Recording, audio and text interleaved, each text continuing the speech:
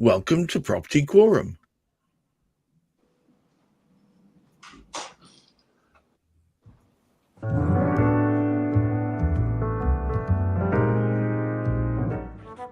Welcome once again to Property Quorum, our weekly view of all things marvellous and less than marvellous happening within the property landscape. As usual, I'm joined by stalwarts, Hamish McLay of Search Convey, Juliet Baboolal of gunnercooke, and of course Chris Gilsenan of Route Home. And today we are discussing, as per usual, things that are more than irritating. Bricks and Betrayals, the scammer's delight. I feel like I should break into a rap of some sort. But before we get any further, I would like to talk to Hamish. What are we talking about here? Well, it sort of becomes more apparent the more you actually sort of dig, and strangely, you don't necessarily notice it straight away. There's an awful lot of strange things that go on within the property sector, one way or another. Some you know about, and some are fairly obvious. However, some are so subtle and clever that you don't necessarily sort of know. And I think what the advantage is, they're not terribly obvious to me, for example, in terms of what I do relative to the property, because I just take information and basically put that information together to actually pass on. However, there are other people at the receiving end. There's Juliet looking at risk. And of course, there's Chris looking there to actually, can we actually develop this particular sort of property? And we've had special guest today, and our special guest today of Silas. Silas, well, his experience both as an estate agent, with his investment and also with the training that he gives to people, he's got to come across some whoppers. But I think it's a matter. We do have to be careful. We hear about scams going on, all sorts of types of things, but the biggest scams, it would appear, of the moment are to do with property. Silas, the hip hop, the hippie, etc., etc. What you must come across this kind of nonsense happening on a daily basis. Is it throughout the industry? Is this a disease that seems to be through it? Well, it's certainly one that attracts a lot of, shall we say, parasites that will take advantage of others. I've heard various scams ranging from people renting an Airbnb for a week and then advertising it as a short-term let, getting about 20 people around the property, taking deposits off every single one and then disappearing off into the night. I've heard of the other end of the scale where you have new build developments in the city centre. Not all new developments, of course, but ones where the developers overprice them, get their favourite surveyors in, bung them a few quid, and then the surveyors are overvaluing the properties to the point where buyers are being hoodwinked into acquiring a property at, say, £200,000 that is only realistically worth about 120. So as soon as somebody gets into trouble within that development, that property is then taken back. It's sold at market value, and that reduces the valuation of every other property within that development. And so there's everything in between that seems to go on. Ridiculous. Juliet, utterly. Tell me this is not a normal state of affairs, surely. Oh, it absolutely is. And I think the key word that Silas used, parasites, what happens is you've got a chain of people, a chain of parasites that are involved. So you might have a rogue valuer, a rogue solicitor, and a rogue client. I remember one of my first frauds, and this was many, many years ago. One of my first frauds? Yeah, so many. I was at, because everyone uses a solicitor's PI to back them up. They always think, there's an issue here. We'll just claim on the solicitor's PI. They've got enough cover. But we had someone a rogue borrower solicitor, draw down over £20 million of mortgage monies in one day with an intention to run away with those monies. And I remember calling up the sellers' solicitors to see whether or not they'd had the money off the borrower solicitors, and they said no. And that raised alarm bells, and we were able to get the money back. But by the time we sourced the monies, it was sent to one of those, those money agencies, not a bank. It was done through those, like Western Union, one of those. And so it's really hard to trace money when you've done that. So it's one of those things you've always got to be vigilant. And it's the old saying, if it's too good to be true, it probably is. And those things that you see on Instagram and TikTok, where it's like, get rich quick, come to this property course, pay me the £10,000 to £12,000. The reality is, if you're buying a dream and you're not actually doing your diligence, doing your background checks, you probably will get bitten. So it's really important to do your homework. And usually these parasites leave gaps, and you will discover those gaps. So it's really important on you, the consumer, whoever you're dealing with, to actually do checks on them. So if it walks like a duck, talks like a duck, and sounds like a duck, and it might not be a duck. Yeah, here's the other thing. I mean, in this day and age where you've got Google, okay, I often act for borrowers, and I'll have a lender say to me, "Oh, we just found this out," and I thought, but did you know I've Googled that before and found out some history about them? Because it's all over. So the reality is, you've got some tools that you would actually give you a certain level of information to start with, and then based on what you found, you can then do some more digging. Chris, tell me this isn't normalized in your neck of the woods. I don't think it's necessarily normalized. I think because because property has such a big ticket value, it's seen as a target. At the very least, it's an attractive target for people to kind of make a beeline for. But yeah, there's scores of stories of different types of scams and things that go on in our industry. Yeah, I mean, I'm sure we've had the conversation before about people not turning up at an auction and bidding on stuff they've not seen, and then opening the door and it's just the facade of the house that's standing. You got option, yeah, lease options, and options are big in our industry, but now much more heavily regulated than when they first really jumped onto the scene. Right. Yeah, back in the day, people were taking options on people's properties with the view to letting them continue to reside in the property, and then kicking them out as soon as they had control of the property. It's really ruthless stuff. Thankfully, that's now regulated activity. All sorts of horrible scams, and yeah, like Silas and Juliet have said, it attracts the parasites and the real dregs of society, thinking that they can take advantage of people. So yeah, it's really important to have people behind you that you can trust and protect you to some extent, but also you need to go into everything with your eyes wide open and not relinquish like the fact that you do need to do some due diligence yourself. But scams seem to be it's the scourge of modern society. Hamish, I mean, what can we do? Well, I think we just have to sort of look at it. I mean, funnily enough, in the last sort of 3 to 4 months, I've had 2 instances very, very similar, not to do with property. It was, sorry, Dad, broken my phone, couldn't use my phone. And all my stuff that I need for the bank is on my phone. You couldn't just bung me over. And because I'm at my friends, you couldn't pop it into their bank account for me, could you? I've got to get £150 into the bank or whatever. It's only small scale. However, it is so easy to actually sort of do it. If you're very busy doing something, you might quite poor lass. The thing is, on the first occasion, I phoned her up and said, what's happened to your phone then? And she answered me straight away. So we obviously knew there was something sort of shady going on. I think some of them are so subtle. And I think sort of Silas pointed this sort of type of thing out, where people actually can do it. And whether it's Airbnb or the other thing is, of course, to find somebody who's on holiday. And I think what it's driven by, and we've spoken about this before, the dire shortage of property stock we have in the UK. So some people are desperate to find somewhere.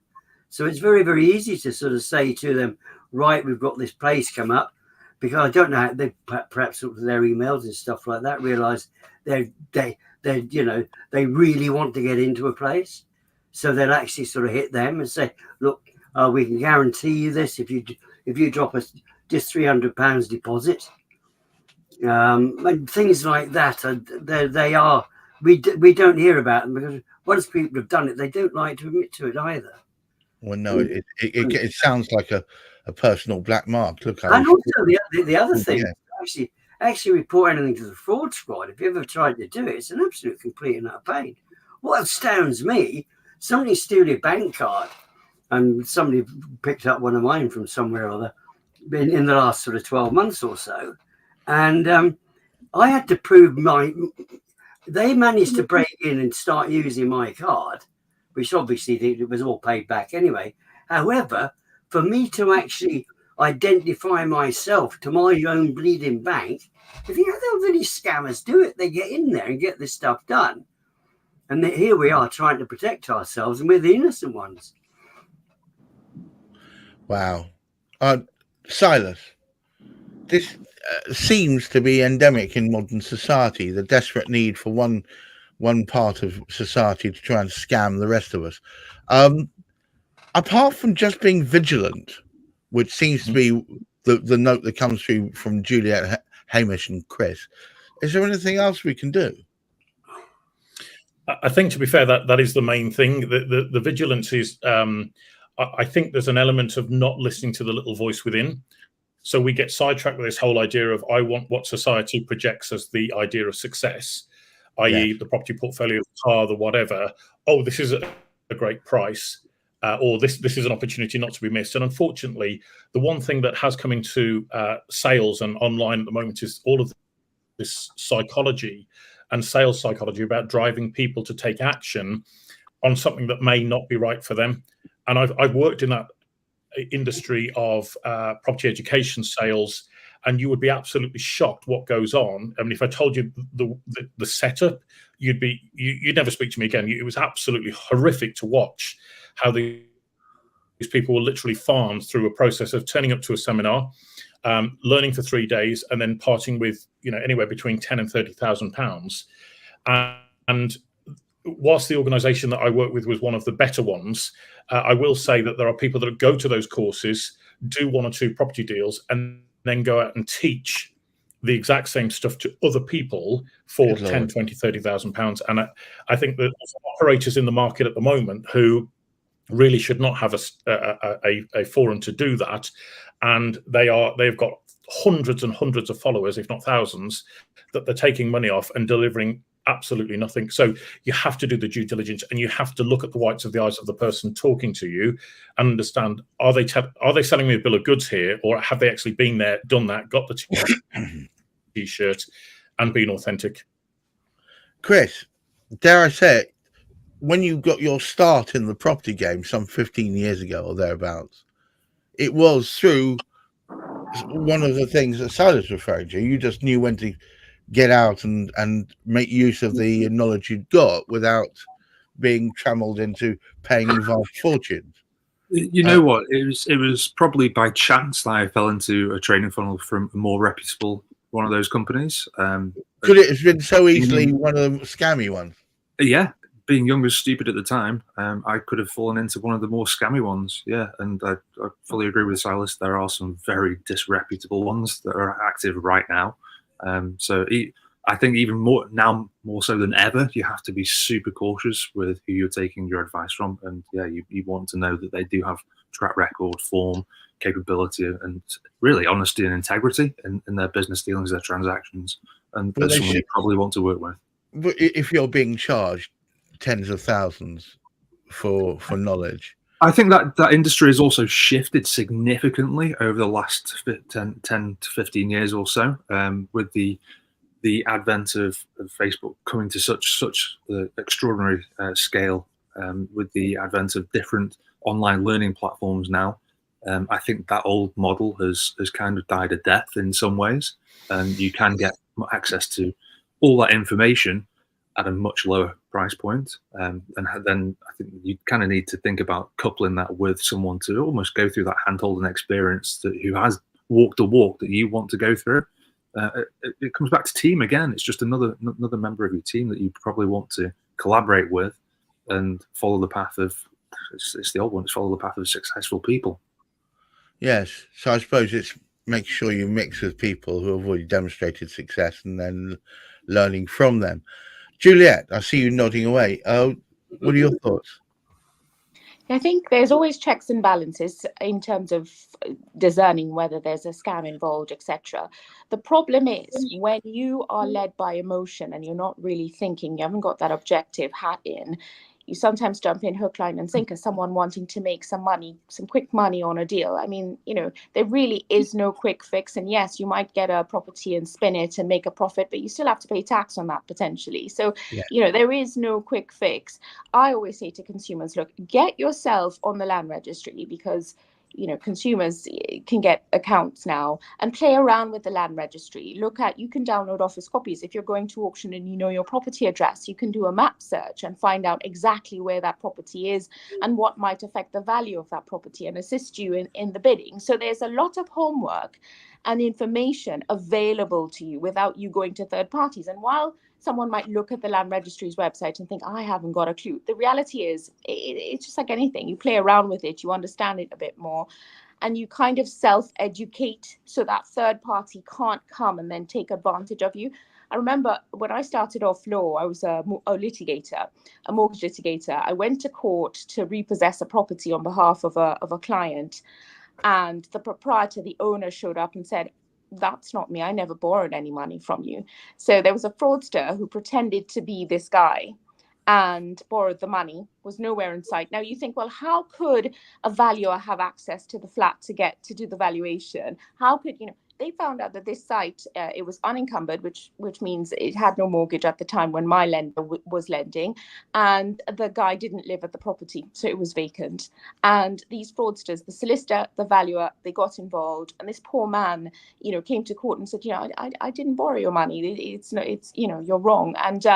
And our mortgage was set aside. And what was the recourse there? We could claim at the land registry's indemnity fund. But you don't want to get yourself in that situation. You want to do your homework. And I think all of us on the panel, we're drumming on the fact that, look, there are things you can do. Speak to people. Don't speak to one person running a course. Speak to someone else and compare. What are you getting? What are they charging? Speak to someone who's attended the course. Get referees and credentials and things like that. But the key thing is do your homework. Hamish, would you summarize and take us home? Well, I think, it was Chris that re-emphasized the whole sort of aspect. It's getting the right people around us to speak to. And as we actually know, we're all experienced people here. And we're very fortunate. We've had Wendy come on here before, Wendy Gibson, that Silas knows as well. If you can actually meet up with somebody like that they will point you in the direction. We'd all love to be knowledgeable. We'd all love to know and have the knowledge to go about things the right way. And as I said in sort of some of my articles that I've written, I'm not going to be caught out. I know what I'm doing. I'm clever enough. But you aren't the expert until somebody's told you about the latest sort of scam and sort of everything sort of else about it. So it's really, don't react on your own. And I think that was a good aspect that Juliet also mentioned, because properties are very much an emotional thing too. Particularly if you're striving so hard and you've just got your money together and you want to buy that first property, you really need to be speaking to the right people about it, because so many people can lead you down the sort of wrong way. And people speak to the right people and you'll find value and you'll actually win through that. Well, as usual, I've been educated. I hope you guys out there found this useful. Raised me to thank our stalwarts, Juliet Baboolal of gunnercooke, Hamish McLay of Search and Convey, of course, Chris Gilsenan of Root Home, and our special guest today of Silas J. Lees of Wiggy Wham. Now, before we go, Silas, I believe you have a damn fine, useful book. Do you happen to have it nearby? You could. Well, thank you, Gareth. Sorry, I know you didn't realise I was going. Sorry, I think more people should read this thing and be educated. What is it called, please? 100%. It really just. So the book is called Home Buyer Secrets, and I've basically taken 25 years plus experience in the property world and tried to condense it down into as short a dialogue as possible to really help guide and steer people away from making these sorts of errors. And when you've bought and sold properties within 3 days, you learn how to do things very differently to the mainstream. And I think that's really what I'm encouraging people to realize, is that there are different ways of doing things, and with a little bit of knowledge, you can save yourself an absolute fortune. So that's called, again, one last time? Home Buyer Secrets. Home Buyer Secrets. Can you buy it off Amazon or perfect? You so can, guys, indeed.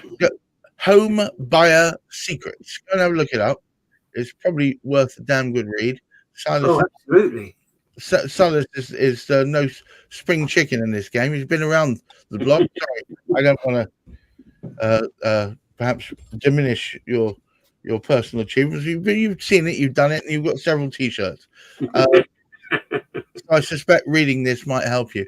But thank you, one and all, for attending. Remember, keep your feet on the ground, keep reaching for the stars. Please do remember to wear a bit of sunscreen and look after your mental health. Bye-bye all.